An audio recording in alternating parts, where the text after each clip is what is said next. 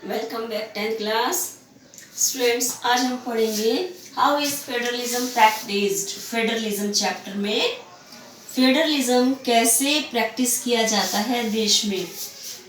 ठीक है स्टूडेंट्स, कि हम इतनी बड़ी कंट्री होने के बावजूद फेडरलिज्म का जो रियल मीनिंग है वो कैसे जो है सही हो पाता है हमारी इतनी बड़ी कंट्री में।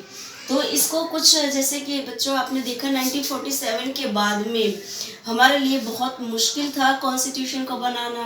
कॉन्स्टिट्यूशन के अकॉर्डिंग जो गवर्नमेंट बनी, जो डिवाइडेड हुई स्टेट के अकॉर्डिंग और सेंटर के अकॉर्डिंग, सिर्फ इतना ही काफ़ी नहीं था अपने देश को बहुत अच्छे से चला पाना। तो उसके अकॉर्डिंग जो है स्टेट भी डिवाइडेड किए गए। और स्टेट कैसे डिवाइडेड किए, यही बहुत बड़ा क्वेश्चन था कि कैसे किए जाने चाहिए, क्या इनका बेस होना चाहिए स्टेट डिवाइडेड का।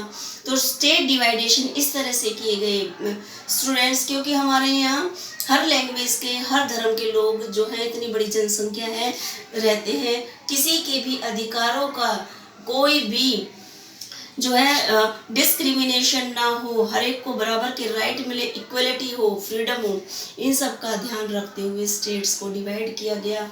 और इन स्टेट्स को डिवाइड करते वक्त फेडरलिज्म जो पॉलिसी है वो भी कैसे बनी रहे और अपने देश के लोग कैसे उसमें अच्छे से अपने जीवन व्यतीत कर सके, इन सब बातों का ध्यान जो है फेडरलिज्म से आज़ादी के बाद में कॉन्स्टिट्यूशन बनाने के बाद अपने देश को चलाने के लिए रखा गया। सबसे पहले जो है फेडरलिज्म को बिल्कुल स्मूथली चलाने के लिए अप्लाई करने के लिए जो है लिंग्विस्टिक स्टेट का क्रिएशन किया गया। जैसे कि 1947 में the boundaries of few states were created on some languages और सम रिलीजन। स्टेट्स की जो बाउंड्री बनाई गई वो ये फैसला किया गया कि वो भाषा के आधार पर स्टेट बनाए जाएंगे। जैसे कि अलग अलग भाषा के लोग अलग अलग स्टेट में अगर उनका बना दिया जाए तो उनकी गवर्नमेंट और उनकी जो गवर्नमेंट बना दी जाए स्टेट लेवल पे, तो गवर्नमेंट को चलाने में, अपने एरिया को चलाने में इजी होगा, पॉलिसी अपनी अप्लाई करने में इजी होगा। इस बेस पर लैंग्वेज के अकॉर्डिंग स्टेट डिवाइड किए गए। और केवल लैंग्वेज के अकॉर्डिंग ही नहीं, धर्म के अकॉर्डिंग भी उनको जो है क्रिएट किया गया अलग अलग स्टेट्स को। और लैंग्वेज के अकॉर्डिंग जैसे कि पंजाब है, महाराष्ट्र है, गुजरात है, ऐसे ऐसे स्टेट जो लैंग्वेज के अकॉर्डिंग डिवाइड किए गए। और रिलीजन के अकॉर्डिंग जैसे कि अपना उत्तराखंड है ना, झारखंड है, वो हमारे रिलीजन के अकॉर्डिंग स्टेट को डिवाइड किया गया। तो इस तरह से मिली जुली जो है पॉलिसी अपनाकर हमारे फेडरलिज्म सिस्टम को मजबूत किया गया। फिर सेकंड है लैंग्वेज पॉलिसी।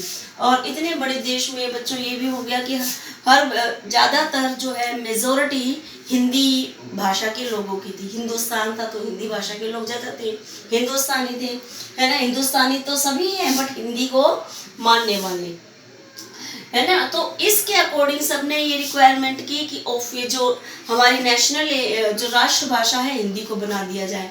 बट कॉन्स्टिट्यूशन में ऐसा नहीं बनाया गया, बिकॉज और लैंग्वेज के जो पीपल है उनके साथ ये डिस्क्रिमिनेशन हो जाता।